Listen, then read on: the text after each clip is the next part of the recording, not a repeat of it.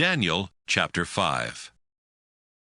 One evening, King Belshazzar gave a great banquet for 1,000 of his highest officials, and he drank wine with them. He got drunk and ordered his servants to bring in the gold and silver cups his father Nebuchadnezzar had taken from the temple in Jerusalem. Belshazzar wanted the cups so that he and all his wives and officials could drink from them. When the gold cups were brought in, everyone at the banquet drank from them and praised their idols made of gold, silver, bronze, iron, wood, and stone. Suddenly, a human hand was seen writing on the plaster wall of the palace. The hand was just behind the lampstand, and the king could see it writing. He was so frightened that his face turned pale, his knees started shaking, and his legs became weak. The king called in his advisors, who claimed they could talk with the spirits of the dead and understand the meanings found in the stars. He told them, "The man who can read this writing and tell me what it means will become the third most powerful man in my kingdom. He will wear robes of royal purple and a gold chain around his neck." All of King Belshazzar's highest officials came in, but not one of them could read the writing or tell what it meant, and they were completely puzzled. Now the king was more afraid than ever before, and his face turned white as a ghost. When the queen heard the king and his officials talking, she came in and said, "Your Majesty, I hope you live forever.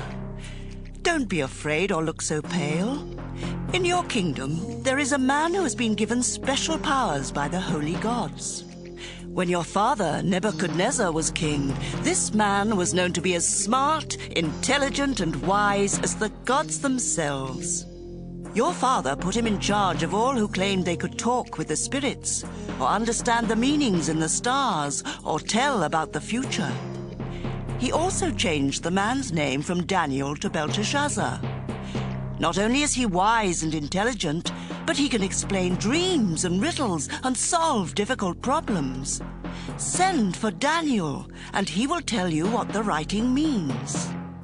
When Daniel was brought in, the king said, "So, you are Daniel, one of the captives my father brought back from Judah. I was told that the gods have given you special powers, and that you are intelligent and very wise.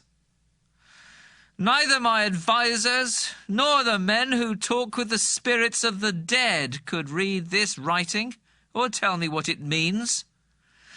But I've been told that you understand everything and that you can solve difficult problems. Now then, if you can read this writing and tell me what it means, you will become the third most powerful man in my kingdom. You will wear royal purple robes and have a gold chain around your neck."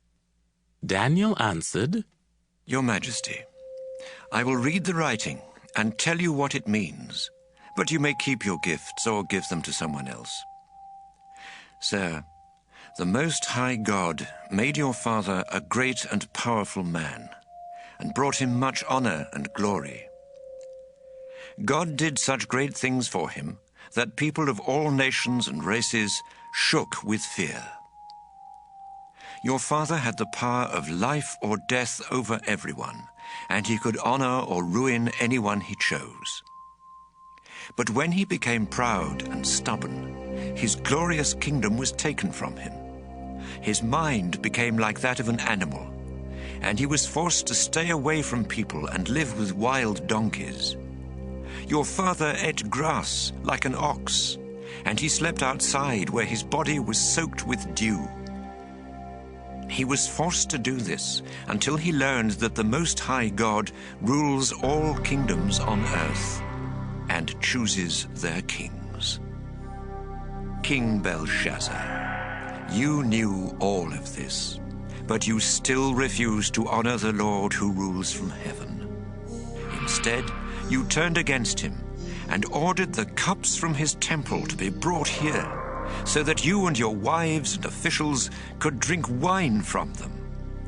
You praised idols made of silver, gold, bronze, iron, wood, and stone, even though they cannot see or hear or think. You refused to worship the God who gives you breath and controls everything you do. That's why he sent the hand to write this message on the wall. The words written there are Mimi, which means numbered, Tekel, which means weighed, and Parsin, which means divided. God has numbered the days of your kingdom and has brought it to an end. He has weighed you on his balance scales, and you fall short of what it takes to be king. So God has divided your kingdom between the Medes and the Persians. Belshazzar gave a command for Daniel to be made the third most powerful man in his kingdom and to be given a purple robe and a gold chain. That same night the king was killed. Then Darius the Mede, who was 62 years old, took over his kingdom.